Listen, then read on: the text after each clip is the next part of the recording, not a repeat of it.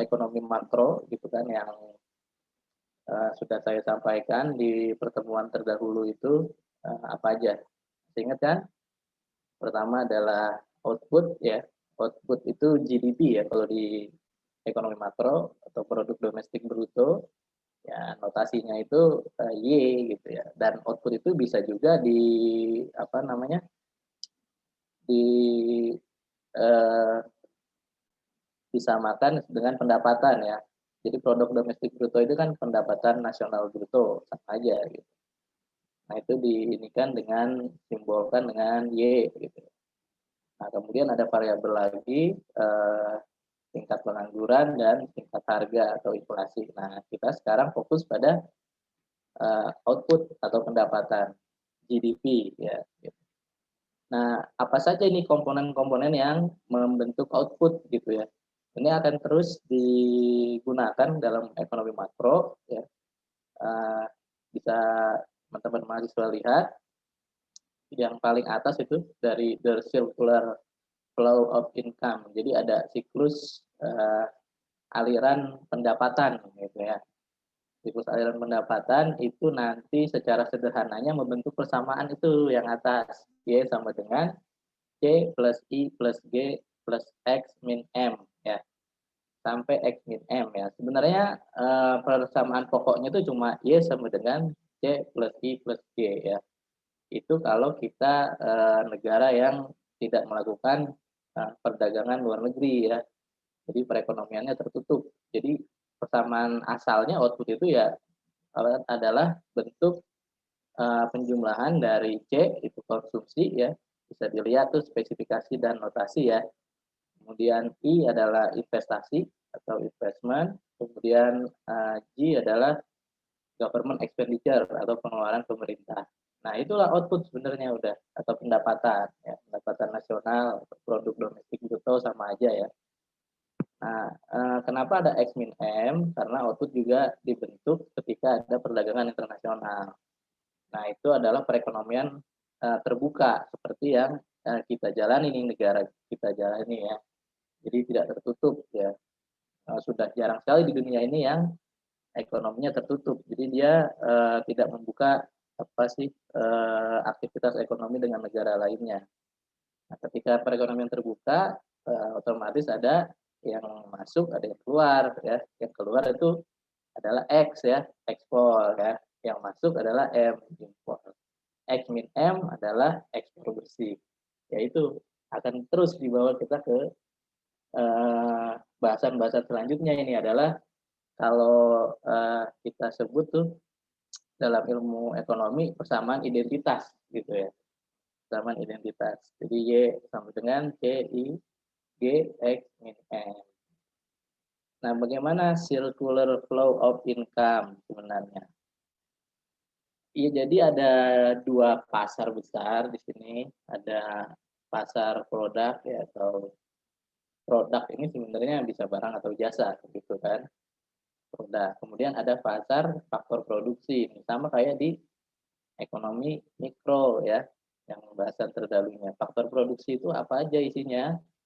Ya barang-barang yang dibutuhkan untuk menghasilkan barang dan jasa. Kalau dalam ekonomi makro tentunya yang utama adalah apa? Labor ya, ketenaga kerjaan. Nah, di situ ada komponen-komponennya adalah wage ya, upah ya, dan sewa ya. Kalau faktor produksinya berupa tenaga kerja tentu upah ya, yang di variabelnya adalah upah. Kemudian rent itu sewa ya. Kalau faktor produksinya berupa barang modal. Nah, dari faktor produksi ini ya digunakan sebagai input oleh produsen ya. Nah, itu untuk menghasilkan barang dan jasa di pasar produk ya. Nah, kemudian kita ke kanan nih, ke kanan. Jadi ada pelaku-pelakunya nih ya. Ada household ya, rumah tangga. Rumah tangga itu menyediakan apa? Sebagai apa? Ya sebagai penyedia faktor produksi juga kan, sebagai labor atau tenaga kerja gitu.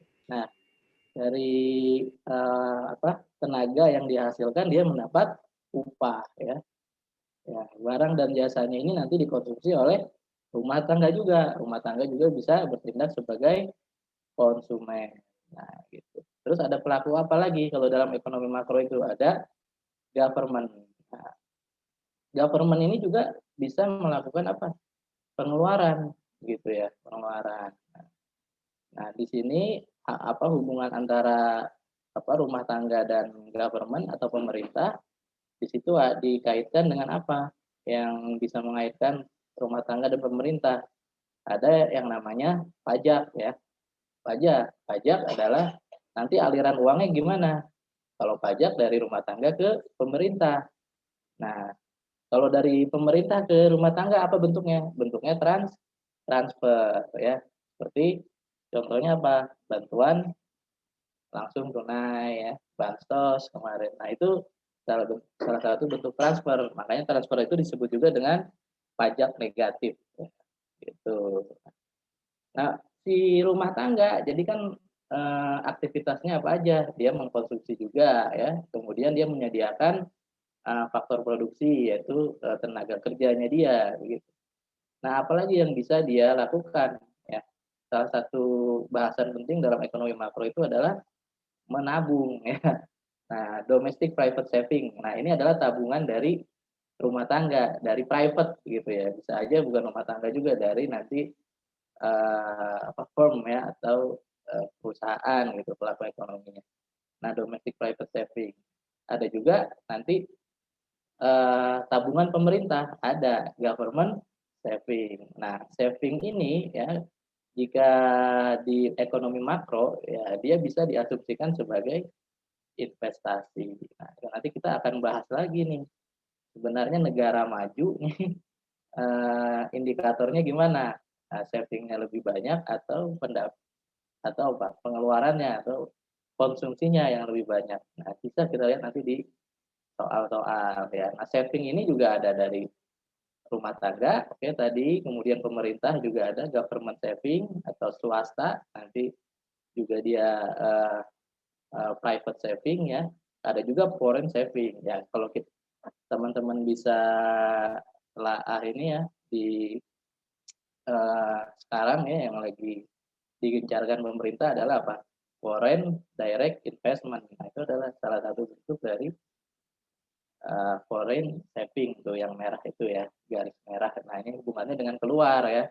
Ada foreign saving, penanaman modal kalau dari luar ke dalam. Nah, kalau jualan barang dan jasa ya antara dari luar ke dalam atau dalam ke luar itu adalah ekspor impor. Nah, spesifikasi dan notasinya silakan tadi teman-teman udah eh, saya sampaikan ya. Cuma di sini mungkin tambahannya yang perlu dijelaskan adalah YD ya. Kalau Y itu pendapatan atau produk, kalau YD itu disposable income. Ya, disposable ya. Apa itu disposable income? Yaitu adalah pendapatan yang siap untuk dibelanjakan. Jadi apa sih sebenarnya? Ya dikurangi pajak gitu ya. Jadi benar-benar ya untuk pendapatannya dibelanjakan untuk konsumsi. Nah, itu disposable income. Kemudian di waktu yang lalu kita sudah bicara tentang aggregate demand ya, permintaan agregat. Nah, itu simbolnya AD. Kemudian selanjutnya C itu adalah pengeluaran atau konsumsi ya, makanya consumption expenditure ya. Kemudian ada investment expenditure atau I ya, investasi lah sederhananya. Terus G itu adalah pengeluaran pemerintah ya. Dari X dan M sudah saya sebutkan, ekspor impor. Kemudian T ya, T itu apa? Pajak ya, tax gitu ya. T besar ya, kalau T kecil itu apa? Rate-nya ya, tingkat pajaknya, pajak pendapatan kalau di sini. Ya berapa persen gitu. S itu saving, kemudian ada W withdrawal, terus J itu injection. Nanti kita langsung ke persamaan aja ya. Kemudian R ada tingkat suku bunga ya atau interest rate ya. Terus ada MD ini istilah baru ya bagi teman-teman, ada nanti kita jelaskan lah ya di ISLM ya. Ada permintaan uang atau money demand ya. Kalau MS itu adalah sebaliknya, money supply ya. Kemudian apa saja persamaan-persamaannya, ada sederhana ya, udah ini ada masih dulu di sini. Proportional income tax model ya, itu apa? Jadi, model, pajak pendapatan proporsional. Ya pajak itu sama dengan apa? Sama dengan, tingkat pajaknya ya, rate dari income tax ya tadi persentasenya dikali pendapatan. Nah, dapatlah itu jumlah pajak ya. Proportional income tax model itu adalah jumlah pajak pendapatan sebenarnya, absolutnya gitu. Kalau T-nya itu proporsionalnya atau persentasenya. Kemudian disposable income ya, tadi sudah saya singgung bahwa disposable income adalah pendapatan yang siap untuk dibelanjakan atau digunakan untuk konsumsi. Yang bagaimana? Yaitu pendapatan dikurangi pajaknya. Gitu. Nah, itu bisa dimasukin di aljabar biasa ya. Kan YD sama dengan Y min T ya. Berarti YD sama dengan yang di atas dimasukin tuh ya. T-nya diganti ya menjadi T kali Y ya. Jadi persamaannya YD sama dengan 1 min T dikali Y. Terus ada persamaan rumus konsumsi ini. Udah pernah disampaikan belum Bu Intan? Belum ya? Nah, rumus konsumsi ini kayak persamaan linier biasa ya. Jadi rumus konsumsi aslinya adalah konsumsi adalah sama dengan A plus BY. A itu konstantanya ya. Kemudian B itu slope-nya dan Y pendapatan gitu ya. Nah, kalau YD, nah itu YD ya. YD, B itu YD. Nah, kalau kita pakai rumus disposable income tinggal diganti aja Y-nya ya menjadi Y min T ya. Nah, kalau tanpa pajak ya fungsi konsumsinya ya C sama dengan A plus B ya, dikali Y. Kemudian saving. Nah, saving itu gampang. Saving itu adalah pendapatan dikurangi konsumsinya. Tapi pendapatannya adalah pendapatan disposable ya, yang sudah dikurangi pajak. Gitu. Oke, lanjut bisa. Nah, ini ya contoh soal. Ini mudah ya. Contoh soal. Nah, kita ke persamaan konsumsi tadi ya. C sama dengan A plus B Y. Nah, di sini kalau kita mengasumsikan ya di suatu perekonomian ada konsumsi ya fungsi konsumsinya adalah C sama dengan 30 plus 0,65 YD.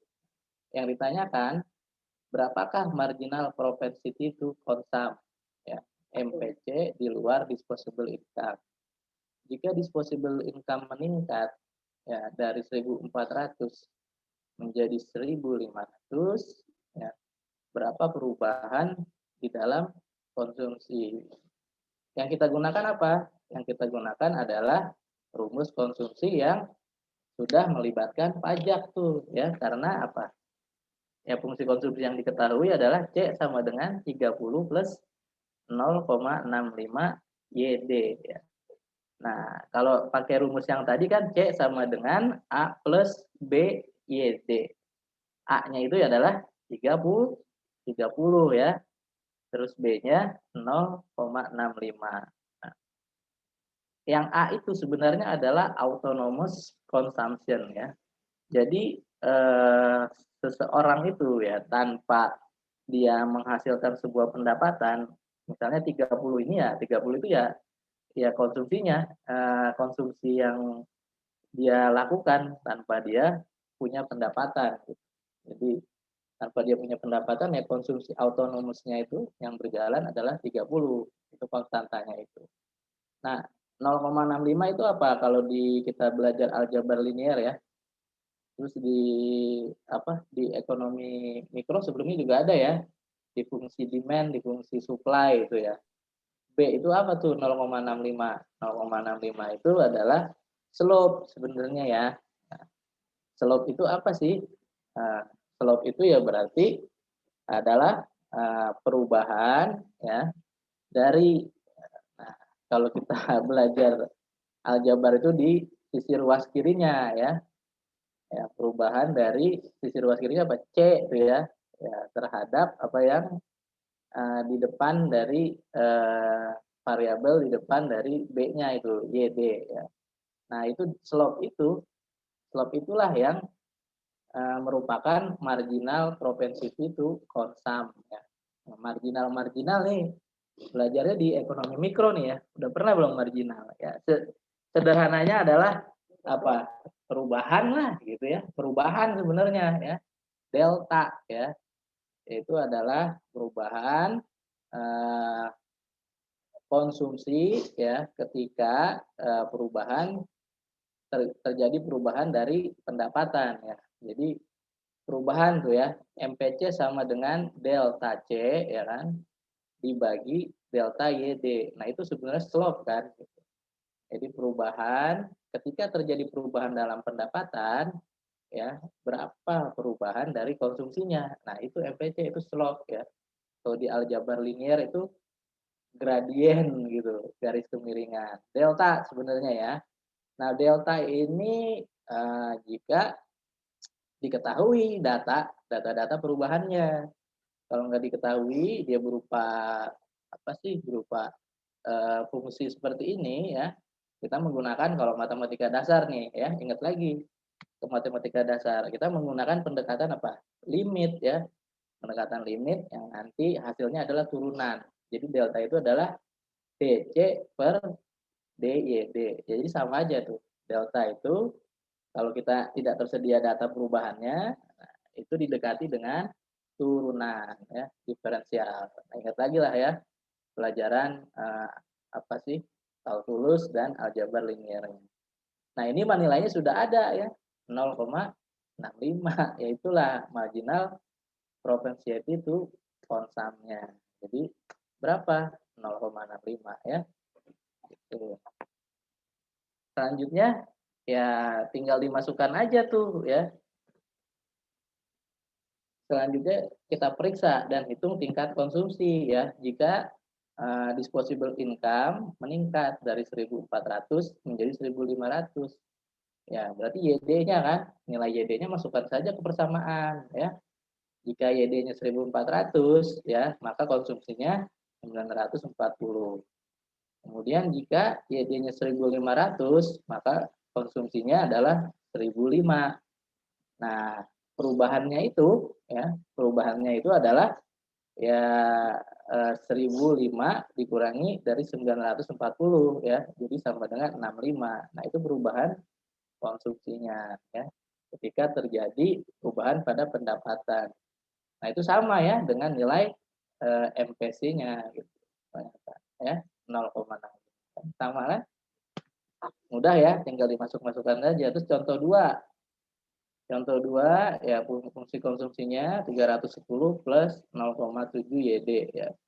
Tuliskan persamaan tabungan dalam perekonomian tersebut dan gambarkan kurva konsumsi dan tabungan. Jika tidak ada pajak langsung ya. Ekspresikan fungsi konsumsi di dalam Y atau pendapatan ketika ada direct taxation atau pajak langsung ya. Sebesar apa? Sebesar lump sum tax ya, absolut ya. Kalau lump sum tax itu berarti dia nilai ya, absolut 300 ya. Kalau proportional income tax berarti dia rate ya, tingkat ya atau persentase. Nah, ini T kecil 0,4. Nah, pertanyaan ketiga, gambarkan dan tambahkan juga kurva fungsi konsumsi tanpa pajak tersebut ke diagram atau kurva yang ada. Satu-satu dulu nih ya.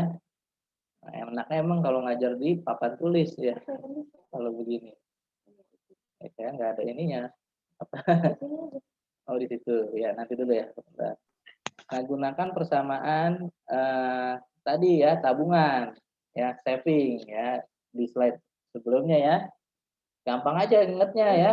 Kalau tabungan itu adalah pendapatan kita dikurangi konsumsi ya. Pendapatannya apa? Pendapatan yang sudah dikurangi pajak, ya kan? Gitu. Ya, kalau kita misalnya punya pendapatan 1.000 ya, konsumsi kita 500. Berapa tabungannya? Ya, 1.000 dikurangi 500. 500 berarti sama tuh antara tabungan dan konsumsi. Sekarang gimana nih cari fungsi tabungan ya? Ya kan S sama dengan pendapatan disposable dikurangi konsumsi dikurangi C. Nah dari persamaan konsumsi itu diubah dulu bentuknya, ya enggak? Ya YD ya YD dikurang persamaan konsumsi. Persamaan konsumsinya apa tuh? 310 kan? C-nya diganti sama persamaan konsumsi 310 ditambah 0,7 dikali YD ya, ya kan? Nah, tinggal dipakai aljabar linier ya. Nah, udah bisa lah teman-teman ya. Minus dikali 310 min 310 ya.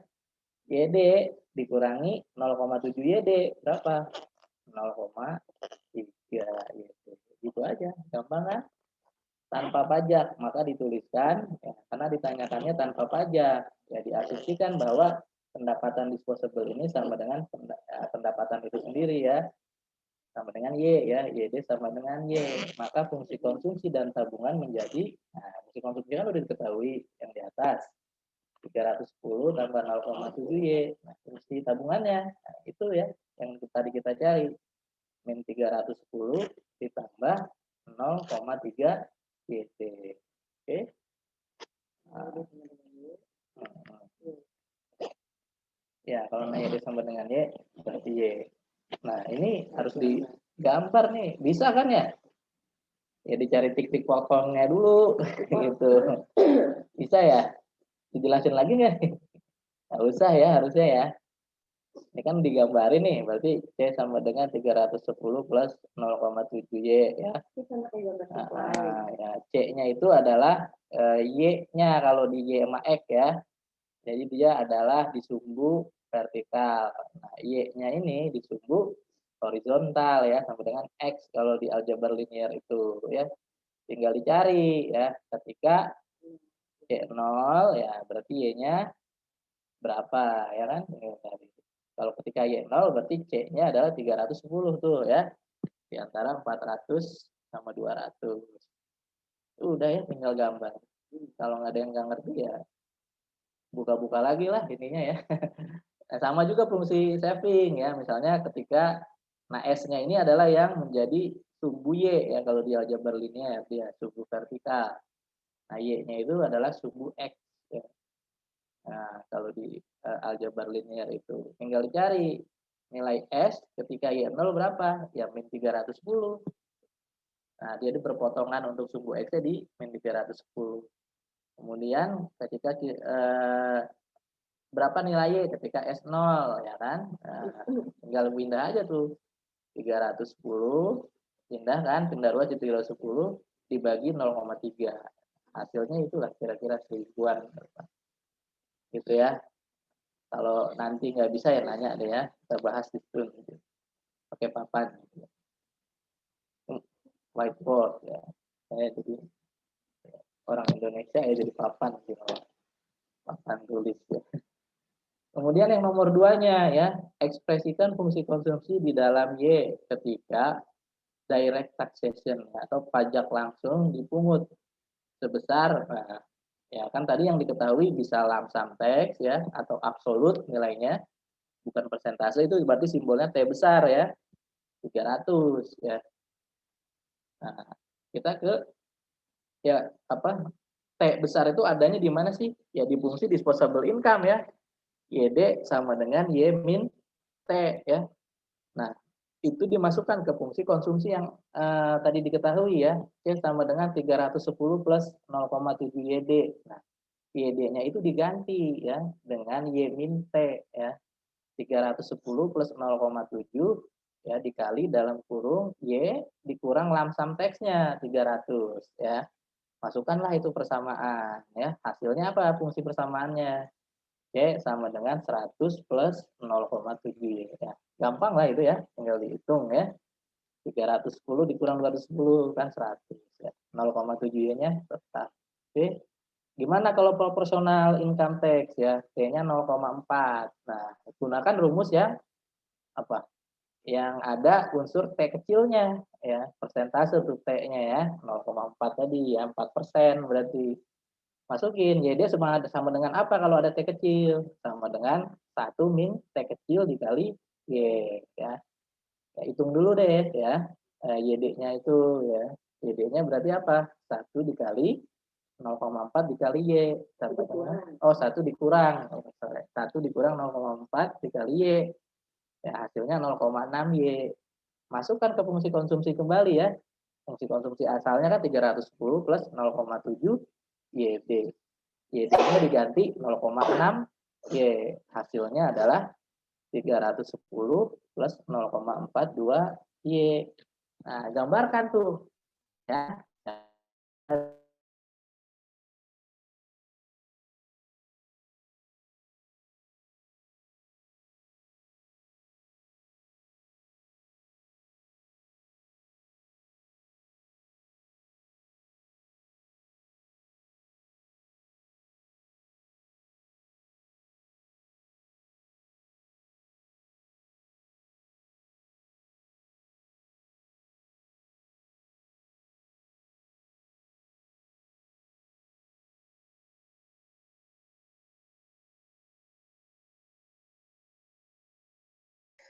Mohon maaf ya, wifi tiba-tiba mati, hidup lagi sekarang.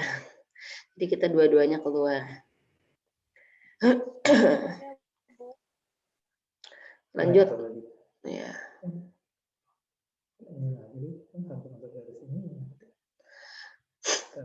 Sampai mana tadi?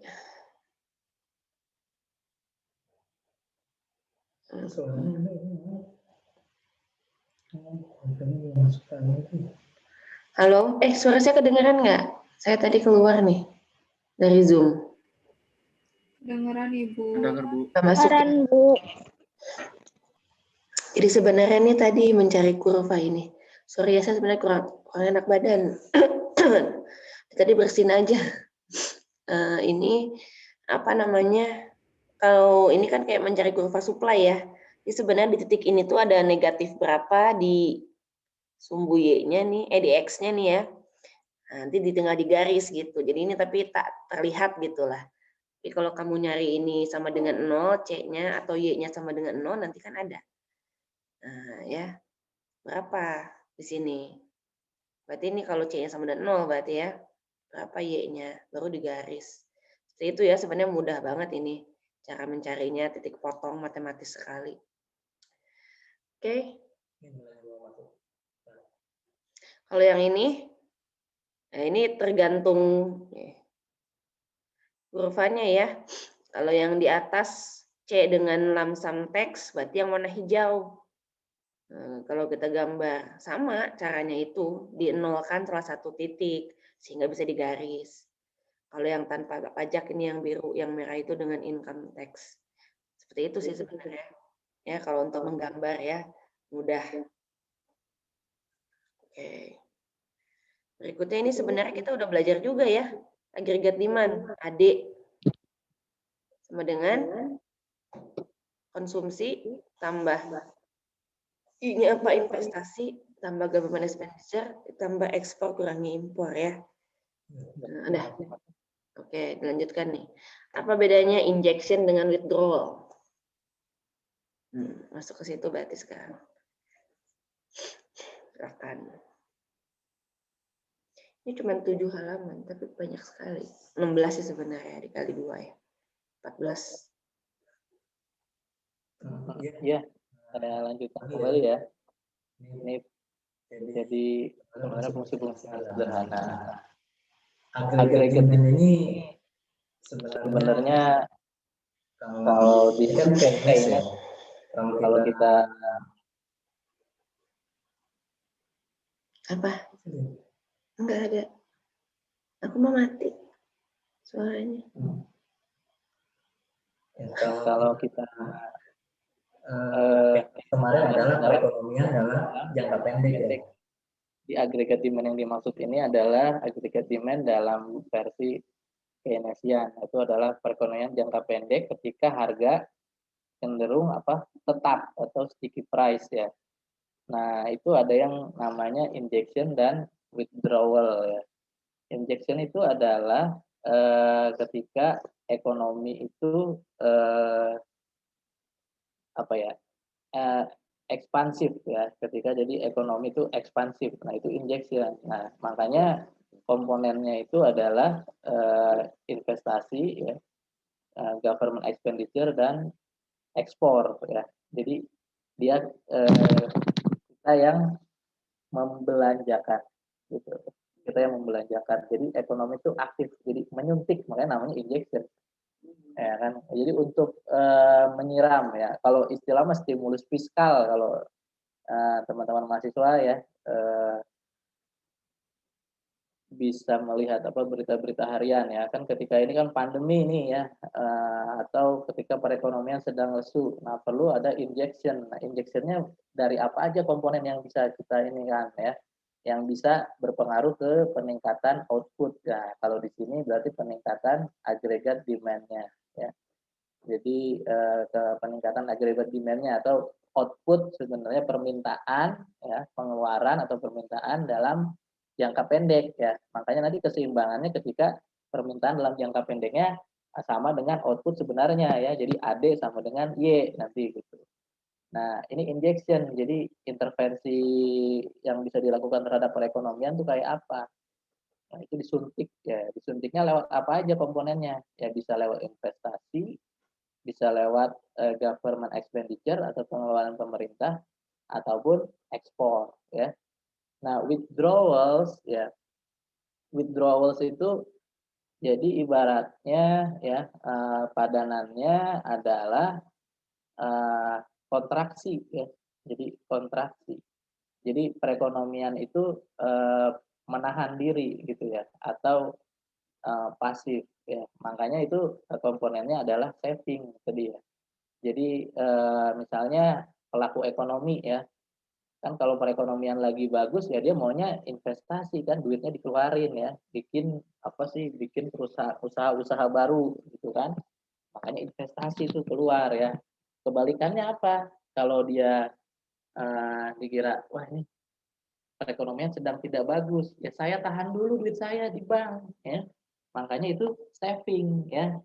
Jadi apa sih pasangannya antara investment dan saving, ya. Kalau lagi bagus saya suntik nih duit saya, ya kan, saya kasih modal nih, ya, kalau bank, ya, ke pelaku-pelaku UKM, ya, atau yang punya uang banyak. Wah, saya kalau punya uang berarti uang saya mau gerakan nih, saya ambil dari bank, ya kan, saya investasikan, saya bikin apa, kalau sudah punya usaha misalnya saya bikin perluasan usaha.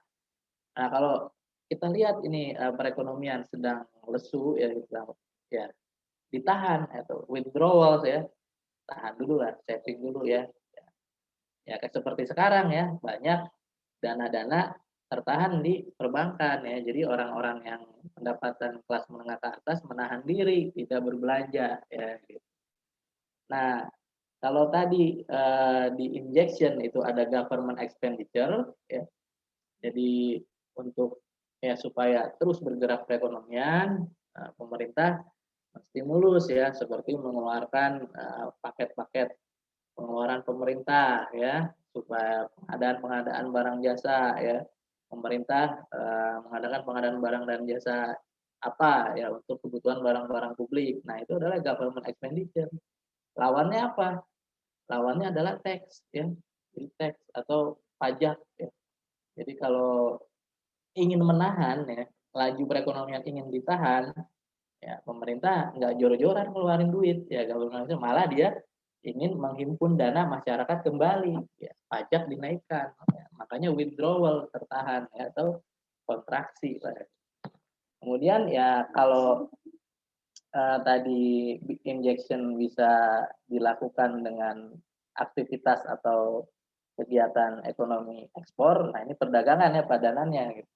Nah, kalau withdrawal itu, ya, dia kebalikannya, ya, aktivitas ekonomi yang digiatkan gitu, ya, adalah impor, ya, gitu. Ada kontraksi. Makanya padanannya lihat, ya, T dengan G. Nah, T dengan G ini bisa digunakan untuk apa? Untuk mencari apa? Tabungan pemerintah, ya, government budget, ya.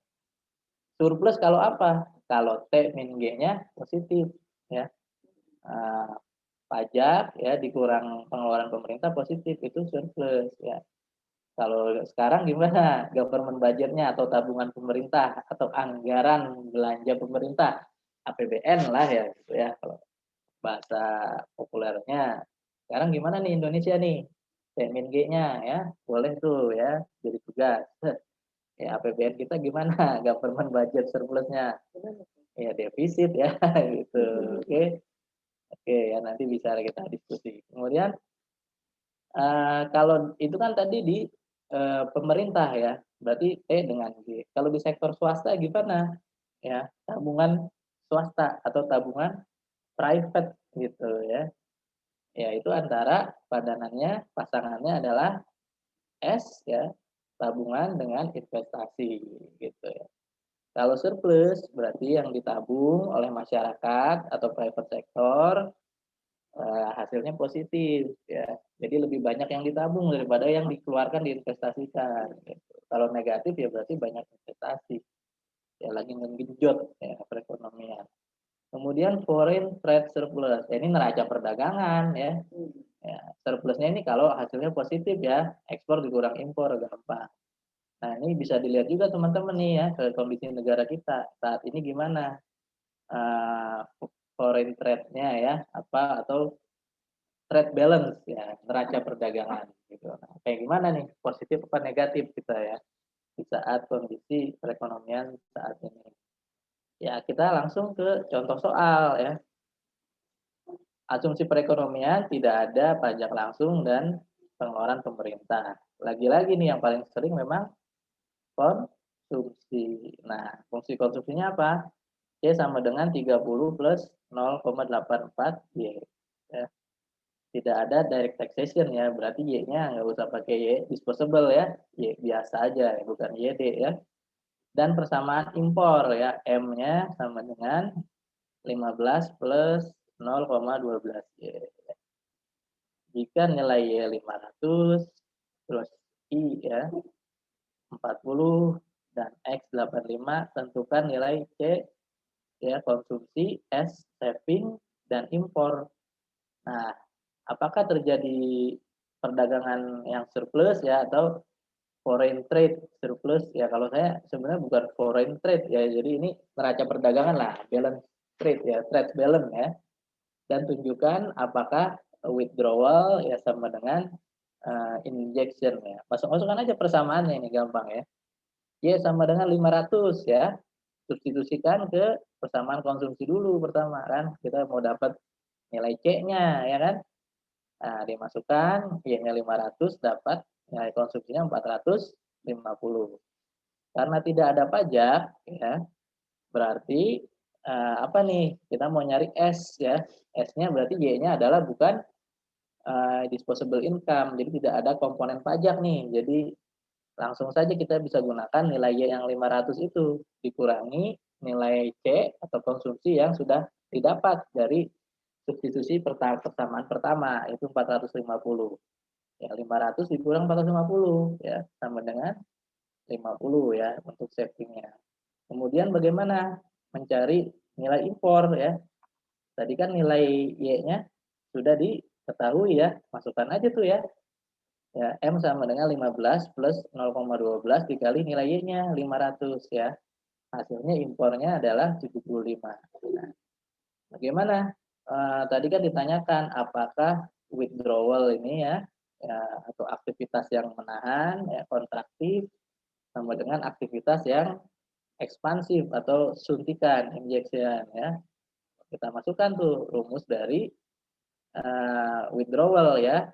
S plus T plus M. Karena tadi asumsinya tidak ada pajak, berarti nilai T bisa diabaikan ya. Berarti S plus M atau saving ditambah impor, yaitu 50 tambah 75 sama dengan 125. Kemudian J atau injectionnya ya. Karena nggak ada pajak nih ya, nggak ada pajak berarti nilai G-nya bisa diabaikan juga, tidak ada government expenditure ya. Nah, yang ada nilai apa? Investasinya ya. Nilai investasinya 40 diketahui ya, ditambah nilai ekspornya ya diketahui juga 85. Hasilnya ternyata 125. Nah, ini balance nih ya. aktivitas perekonomian di ya, kita anggap saja negara A misalnya ini ya, balance antara injection dan withdrawal-nya. Jadi aktivitas ekspansif dan kontraktifnya ini balance ya, 125. Selanjutnya identifikasi keseimbangan pendapatan. Nah, ini sebenarnya keseimbangan pendapatan adalah terjadi ketika aggregate demand ya, jadi final demand sebenarnya itu aggregate demand sama dengan outputnya yang output realnya ya atau pendapatan realnya. Jadi lagi-lagi ini adalah persamaan Keynesian ya, karena ini adalah mengasumsikan perekonomian dalam jangka pendek ketika tidak terjadi perubahan harga. Ya ini sama ya, sama sekali lagi persamaan pokoknya adalah sama tuh ya, AD sama dengan CI plus G X min M ya, Y-nya juga CI plus G plus X min M ya. Tinggal disubstitusikan saja ya, antara Y sama dengan AD. Nanti kita bagaimana ini diterapkan dalam sistem persamaan ya. Mungkin ke slide berikutnya. Nah, ini ya. Sekali lagi kan, Y sama dengan AD kan saya sampaikan tadi adalah Keynesian cross model ya. Jadi Keynesian cross model itu sebenarnya adalah antara output real atau pendapatan real sama dengan agregat demand-nya. Kalau di buku-buku tuh nggak disebut agregat demand ya, banyak kan dia agregat expenditure sebenarnya gitu. AE ya gitu. Tapi di sini AD ya, no problem lah. Sebenarnya agregat expenditure ya. Jadi pengeluaran agregat sama dengan output realnya gitu. Nah, kenapa dia Keynesian cross model? Nah, saya kasih tahu nih ya, Keynesian itu sebenarnya di fungsi konsumsinya tuh ya. Fungsi konsumsinya tuh fungsi konsumsi Keynesian tuh ya. C sama dengan 516 plus 0,75 YD ya. Itu adalah fungsi konsumsi absolut ya. Ya, absolut ya. Jadi salah satu pelaku ekonomi kalau melakukan konsumsi ya kayak gini nih yang Keynesian itu. Tidak memperhatikan faktor harga ya, tingkat harga. Jadi konsumsi sama dengan nilai konstantanya, slope-nya, MPC-nya, marginal propensity to consume dikali pendapatan disposable-nya. Ya. Karena mengasumsikan seperti di pertemuan pertama perekonomian dalam jangka pendek atau harga tetap. Contohnya gimana? Ya ada diketahui nih ya, ada konsumsi sama dengan apa? Terus pajak absolut ya atau T besar, kemudian investasi ya, terus government expenditure. Carilah keseimbangan pendapatan. Ya. Terus dicari lagi apakah injection sama dengan withdrawal ya. Oke, kita masukkan saja ya rumus-rumusnya ya. Ini kan sistem persamaan linear ya, aljabar ya. Y sama dengan AD ya. Karena ekspor tidak ada. Nah, ekspor tidak ada di sini. Berarti apa tuh? Saya udah singgung ya, tidak ada aktivitas perdagangan internasional. Kalau nggak ada ekspor, berarti nggak ada impor juga, ya kan? Nah, itu berarti dia nih perekonomian tertutup nih ya. Sebut saja nih negara apa? Negara B ya. Kalau dulu perekonomian tertutup Korea Utara ya. Kita tahu sekarang udah buka apa enggak tuh dia ya.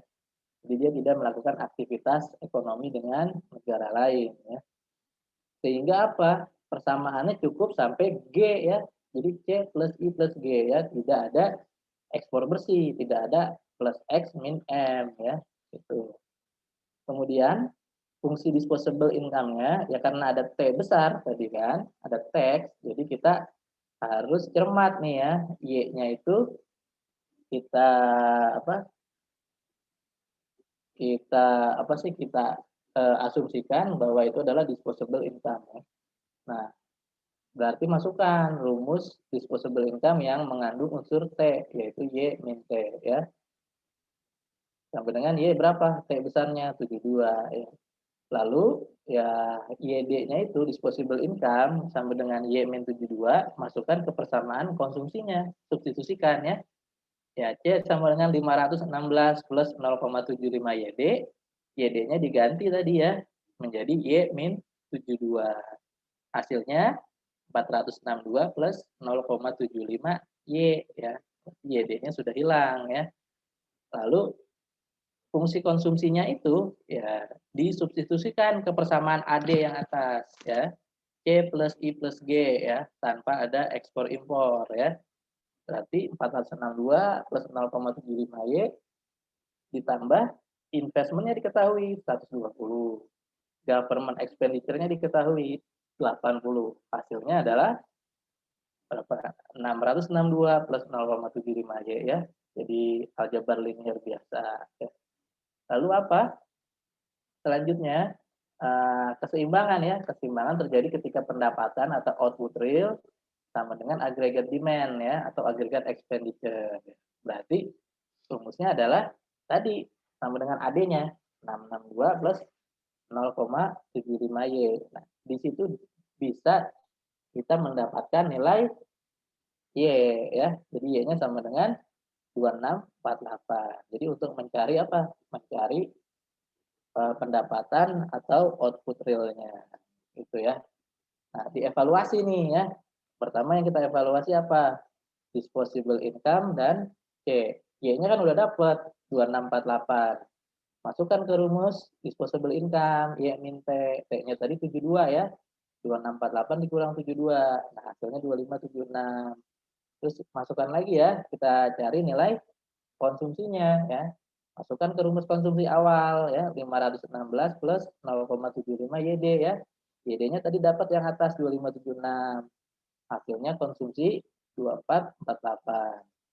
Terus tabungan bagaimana tabungan? Ya, ini kan untuk mencari injection dan withdrawal kan dibutuhkan nilai-nilai tadi konsumsi ya, tabungan ya.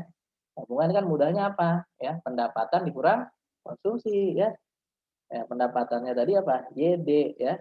2576 ya harusnya nih, bukan 2575 ya. Salah ngetik ya. Dikurang 2448 ya.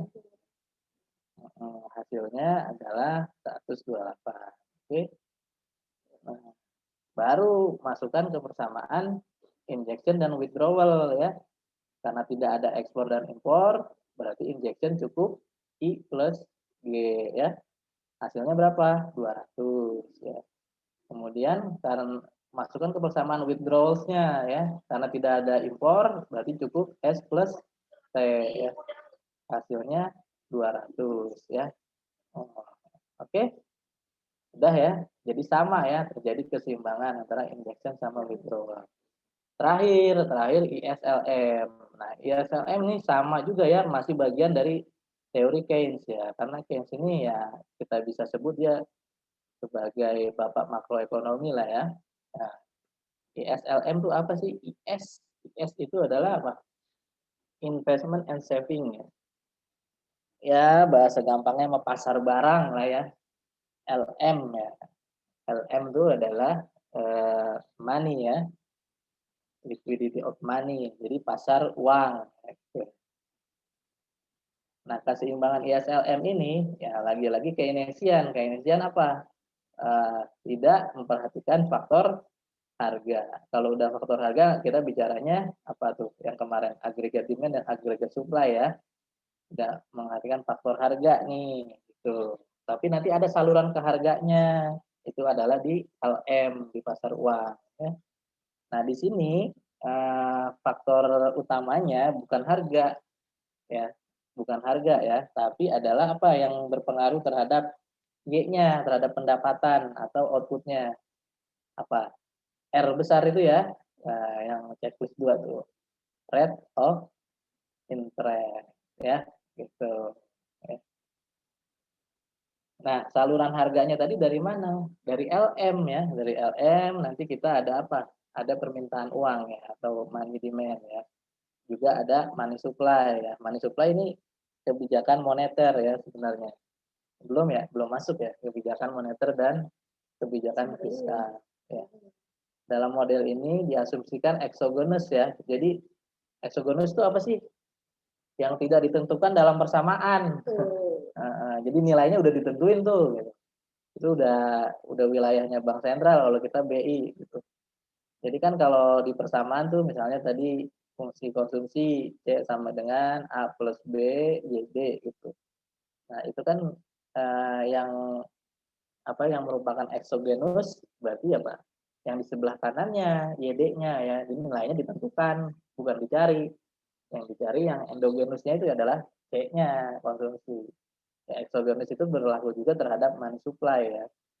Nah, keseimbangan dalam pasar uang adalah ketika terjadi fungsi permintaan uang sama dengan apa? Penawaran uang. Jadi money supply sama dengan money demand, sama lah ya. Pada tingkat suku bunga kan R nih ya, tingkat suku bunga yang ya tingkat suku bunga ya, bukan harga ya. Kalau fungsi supply demand biasa kan harga. Nah, di sini yang menjadi faktor apa sih namanya penentunya adalah tingkat suku bunga dan pendapatan tertentu atau Y-nya ya.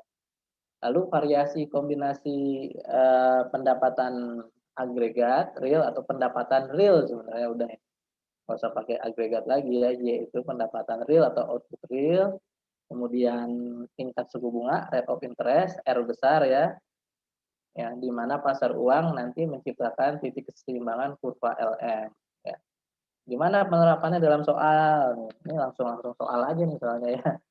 Ya sebenarnya ya diketahui ya fungsi money demand misalnya 0,85 Y min 1700 R ya. Y-nya tadi tetap ya pendapatan atau output real. R di sini adalah tingkat suku bunga. Dan penawaran uang atau money supply. Nah, money supply kan nggak dalam bentuk model kan dia, makanya disebut exogenous. Jadi nilainya udah aja langsung diketahui. Itulah yang disebut exogenous ya. Dia nilainya tidak ditentukan dalam model. Kalau money demand masih dalam model tuh ya, 0,85 ini.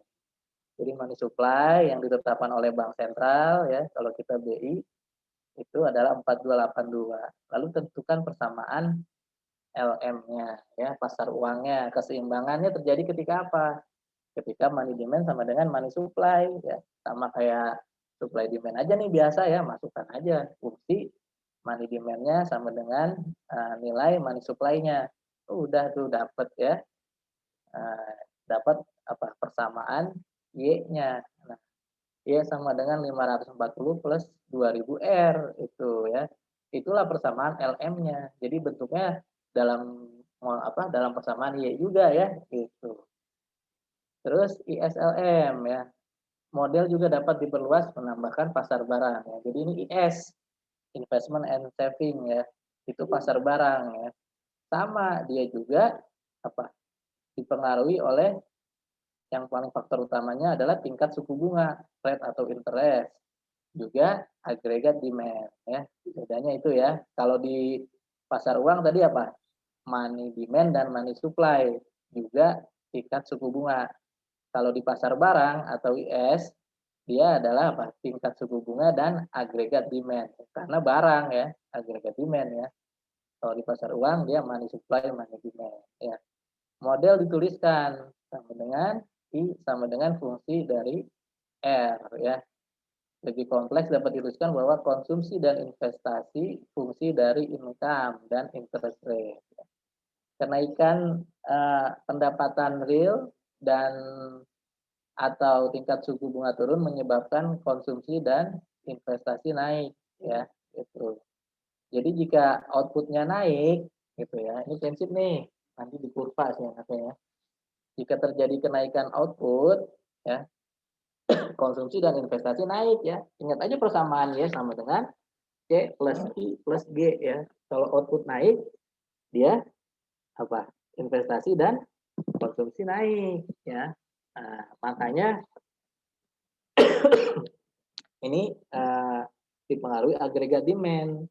Nah, tapi bagaimana hubungannya dengan tingkat suku bunga R? Jika tingkat suku bunga turun, ya, tingkat konsumsi dan investasi naik gitu. Nah, nanti kurvanya dia adalah apa? Slope-nya negatif nih yang IS. Jadi seperti kurva demand kalau di apa? Ekonomi mikro. Yang LM tadi ya, kurvanya seperti bisa kita analogikan seperti kurva supply ya, slope-nya positif. Nah, karena R-nya nih, kalau tadi di LM tingkat suku bunga ya berhubungan positif ya dengan konsumsi dan investasinya, Tapi kalau di pasar barang ya tingkat suku bunga itu berhubungan apa? Negatif ya, gitu ya, dengan konsumsi dan investasi. Jadi kalau tingkat suku bunga naik ya, konsumsi dan investasi apa? Turun ya. Nah, itu kebalikannya ya. Ya gampang aja ya. Misalnya tingkat suku bunga naik ya. Kita apa? Mau investasi apa enggak gitu kan? Mau minjem duit apa enggak? Gitu. Ya kan? Turun jadinya investasinya. Kalau tingkat suku bunga lagi turun, ya kita minjem dulu dong ya buat usaha. Itu aja ya gampangnya ya. Lalu memasukkan R ke model, maka kemungkinan posisi keseimbangan untuk pasar barang dapat dijelaskan. Kita akan menghasilkan persamaan IS yang menunjukkan kombinasi dari interest rate ya dan apa tadi pendapatan real ya Y-nya. Masuk aja ke contoh langsung. Nah, contoh langsungnya jadi kalau di IS itu dia berhubungannya dengan konsumsi dan investasi salurannya.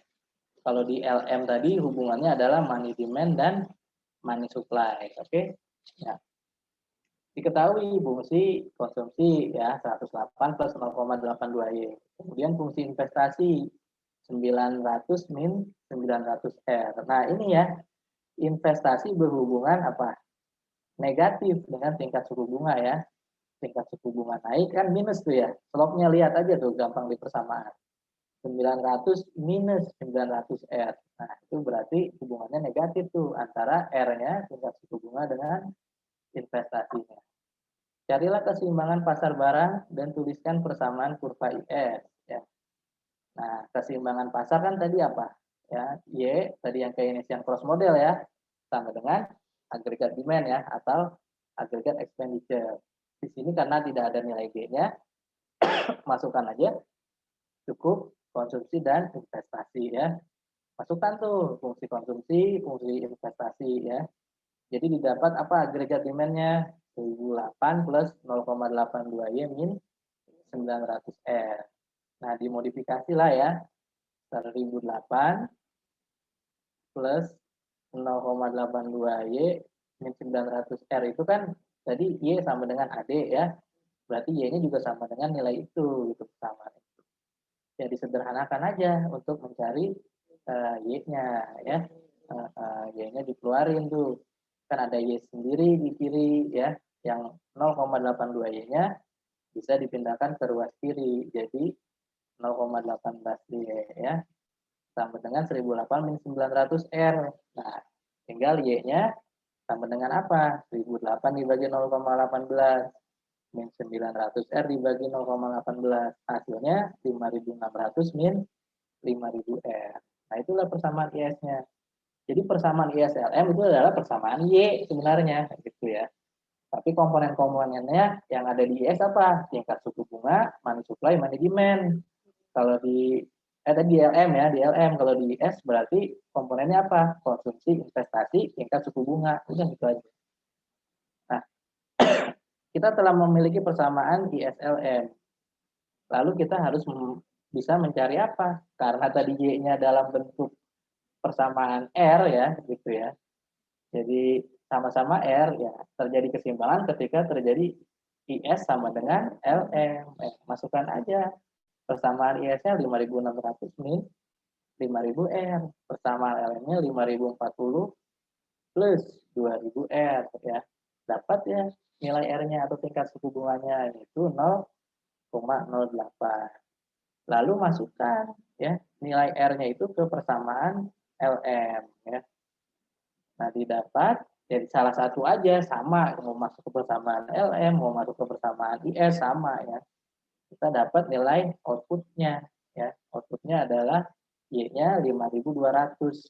Nah, berarti keseimbangan ekonomi terjadi ketika outputnya adalah atau pendapatan realnya 5200 pada tingkat suku bunga 0,08.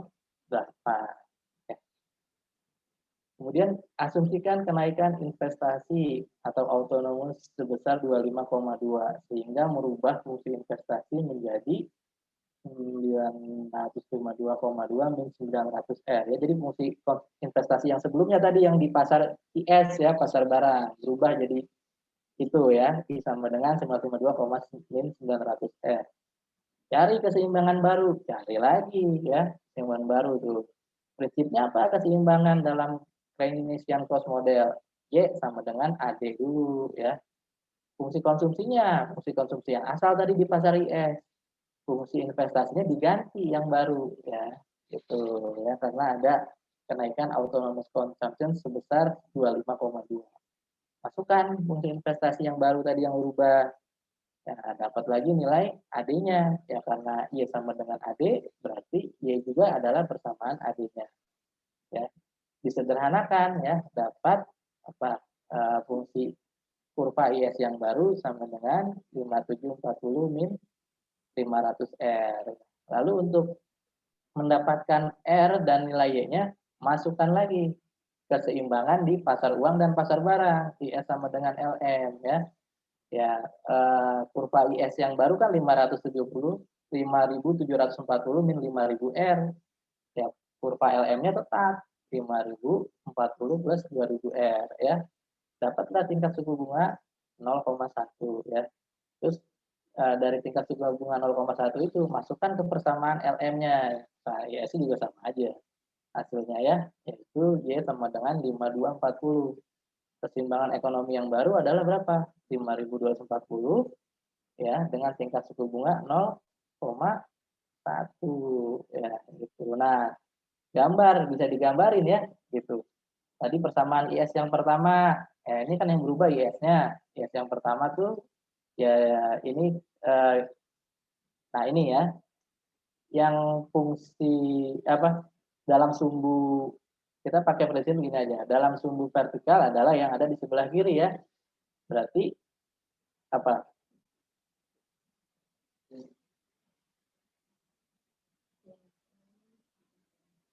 Oh enggak, ini yang di sumbu vertikal adalah R-nya ya.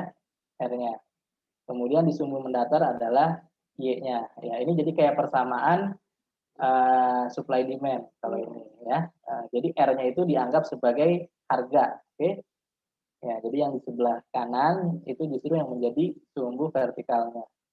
Yang di sebelah kiri menjadi sumbu horizontalnya atau Y-nya ya. Nah, ini sama prinsipnya ya untuk mencari kurva IS1 menggambarnya gimana? Sama ya pakai tick plot tadi ya. Ya ketika apa kalau R-nya 0, Y-nya berapa ya. Kalau Y-nya 0, R-nya berapa ya. Tinggal masukin aja ya gitu.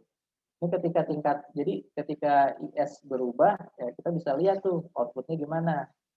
Outputnya ya kan tadi investasi berubah ya dari 5.200 menjadi 5.240 ya, naik ya. Nah, itu ya. Ya selanjutnya kita bisa diskusi. Nah, ini banget ya, matematika banget jadinya. Ya, terima kasih. Sementara saya kembalikan kepada kita. Gimana, ada pertanyaan nggak? Emang harus diulang-ulang ya, diingat-ingat lagi rumusnya itu. Takutnya keluarnya di esai satu nomor. Halo, masih di sana apa udah pada tertidur ini?